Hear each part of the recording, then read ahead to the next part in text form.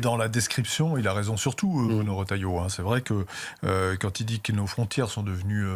que l'absence de nos frontières, plutôt, a fait de la France un hall de gare, il a raison, mais on sait bien que ça ne dépend pas ni du ministre de l'Intérieur, ni même du président de la République, puisqu'on est lié à Schengen, et que ces accords de Schengen nous ficellent complètement sur ce plan-là.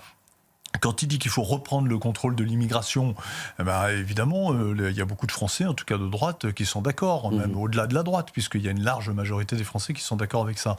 Mais comment et par quelle loi et par quels moyens? On sait qu'on est handicapé par le Conseil constitutionnel, par les lois européennes, etc.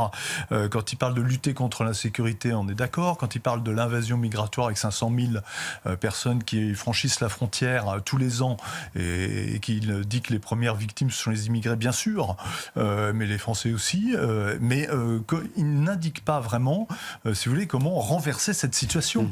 Et en tout cas, dans son gouvernement, avec Bayrou Premier ministre et Macron Président de la République, sans parler de Barrot ministre des Affaires étrangères, si vous voulez, on ne voit pas très bien.